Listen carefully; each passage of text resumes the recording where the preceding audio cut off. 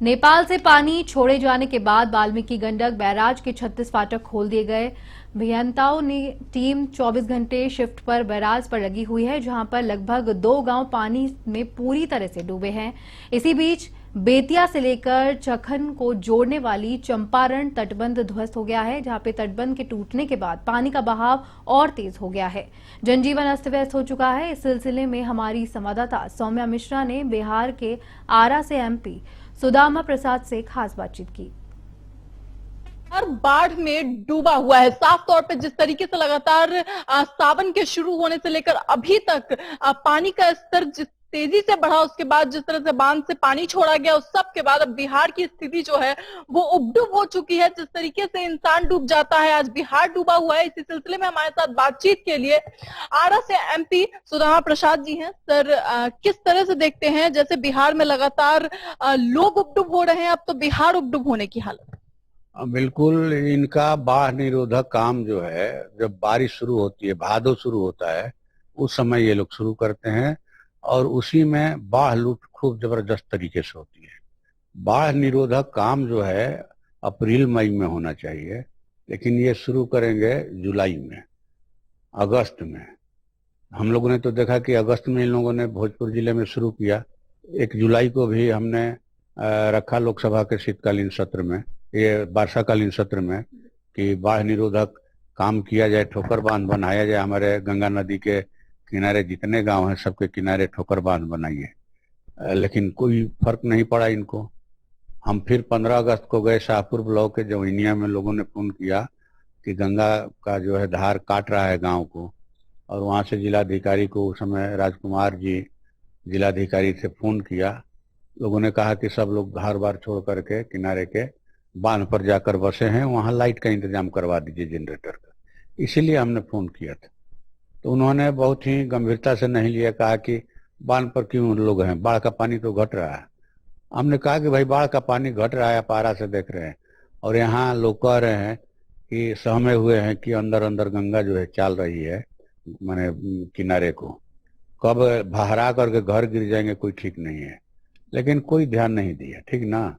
इसके बाद फिर भी हम लोग लगे रहे।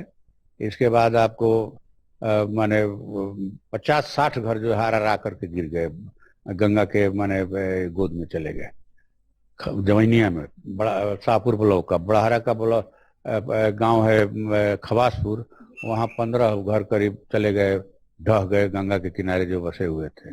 अब शाहपुर और बड़हरा का पूरा प्रखंड जो है वो माने डूब गया, और पूरी फसल बर्बाद हो गई किसानों की, धान की या परवल की खेती या अन्य कोई जो साग सब्जी की खेती, ये तो सब खत्म हो गया।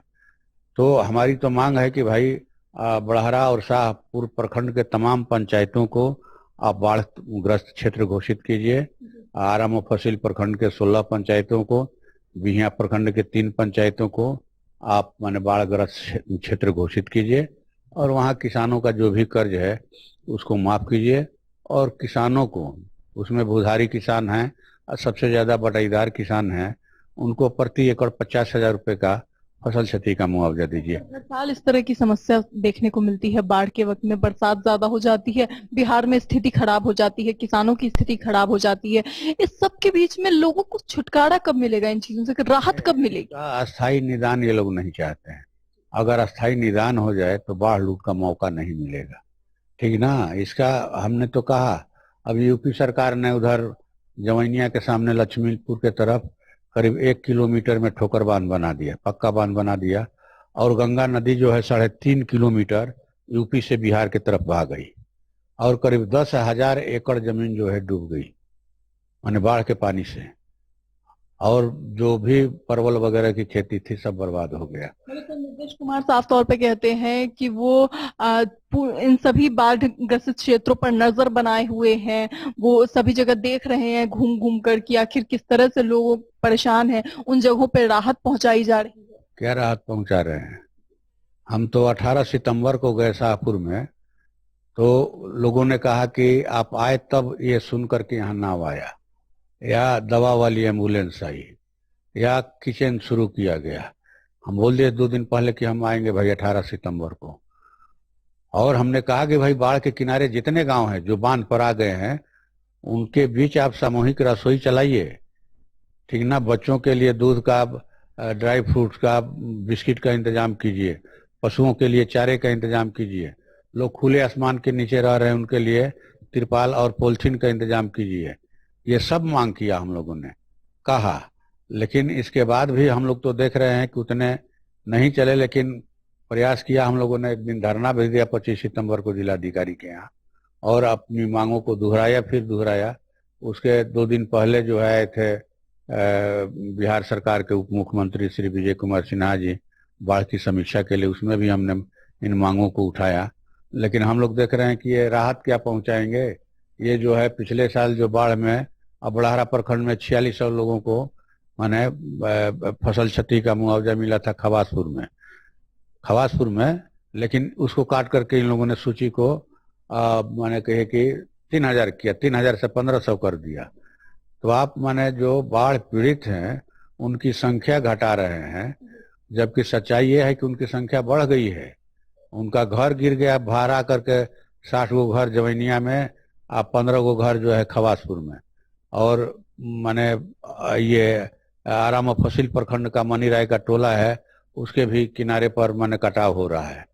तो ये कह रहे हैं, ठीक है कहिए भाई, आपकी सरकार है, अपने हाथ से पीठ थपथपाइए, आप खूब ढोल पीटिए कि खूब आप राहत पहुंचा रहे हैं, हवाई सर्वे कीजिए, हेलीकॉप्टर से कीजिए, लेकिन जमीन पर लोगों को राहत नहीं मिल रहा है। पहले तो ड्राई माने अनाज का पैकेट, आटा का, सलाई, मोमबत्ती, चना, गुड़, ये सब दिया जाता था। इस बार एक पैकेट नहीं मिला बाढ़ पीड़ितों को, एक सिंगल पैकेट कोई नहीं दिया।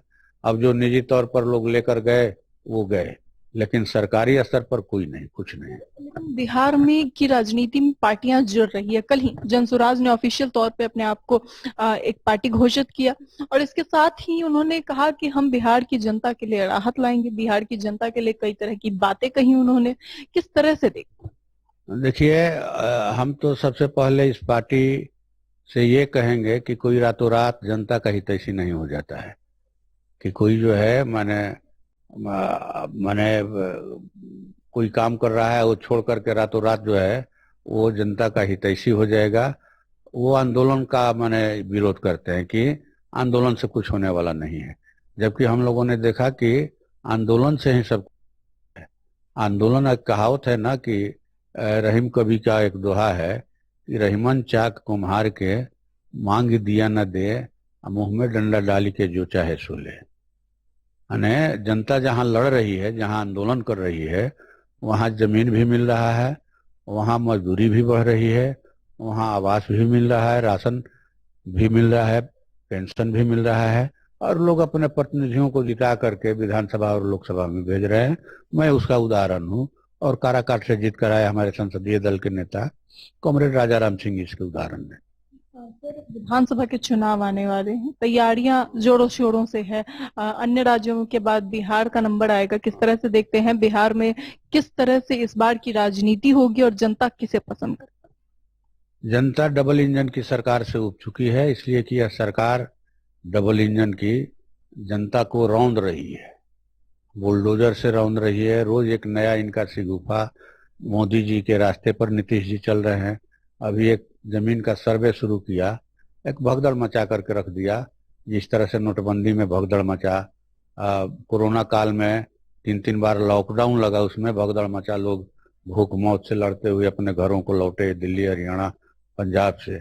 जिस तरह से सीए एनआरसी के समय भगदड़ इन लोगों ने मचाया, उसी तरह का भगदड़ ये जो है अब सर्वे के नाम पर जो लोग बाहर काम कर रहे हैं, मजदूरी करने आए हैं, वो अपना जमीन की नहीं रहेगा तो जमीन सरकार की हो जाएगी, घर सरकार का हो जाएगा।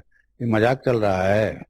अब क्या रोज रोज नया सर्वे कराते हैं? सर्वे तो हुआ था, माने 2010 में नीतीश कुमार जी ने भूमि सुधार आयोग का गठन किया, और जिस आयोग ने 6 महीने तक काम करके 22 करोड़ रुपया खर्च हुआ, डी बंदोपाध्याय जी उस आयोग के अध्यक्ष थे। उन्होंने 2 सिफारिश किया। पहली जमीन के बारे में कि 21,85,000 एकड़ जमीन सीलिंग से फाजिल है, बिहार सरकार की जमीन है, ठीक ना, जिसमें 16 लाख एकड़ जमीन कृषि योग्य है और 5,85,000 एकड़ जमीन वासगीत है। कि बिहार का विकास करना चाहते हैं आप तो 16 लाख भूमिहीन परिवारों को 1-1 एकड़ खेती योग्य जमीन दीजिए, और 10 डिसमिल जमीन बांस की दीजिए घर बनाने के लिए। बिहार के बाजारों में पैसा आएगा, हाँ, यहाँ के बाजारों में गति आएगी, लोगों के पॉकेट में पैसा रहेगा, खरीदारी करने जाएंगे और कल कारखानों की जरूरत पड़ेगी ज्यादा माल तैयार करने के लिए। ये सिफारिश किया था। दूसरी सिफारिश थी कि भाई उस समय 77% खेती का था कि बटाई पर खेती हो रही है, खेती घाटे में जा रही है। जिनके पास दूसरा विकल्प है रोजगार का, सरकारी नौकरी है, बस ट्रक चलता है, बड़ा व्यवसाय है, वैसे भूधारी भूस्वामी खेती नहीं करा रहे हैं, बल्कि घाटे की खेती के बाद बटाईदार किसानों के कंधे पर डाल दिया गया है। कल के खेत मजदूर आज बटाईदार किसान हैं, तो उनको आप उनका रजिस्ट्रेशन कीजिए, पहचान पत्र दीजिए, ताकि उन्हें भी राज्य सरकार का जो हजारों करोड़ का कृषि बजट है, केंद्र सरकार का जो लाखों करोड़ का कृषि बजट है, इसका लाभ उनको मिल सके पहचान पत्र के आधार पर।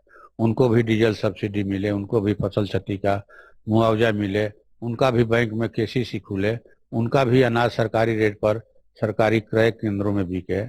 ये कहा था, लेकिन नीतीश जी ने उसको रद्दी के टोकरी में डाल दिया और अब चले हैं भूमि सर्वे करा रहे हैं। भूमि सर्वे नहीं है, गरीब उजाड़ो अभियान है।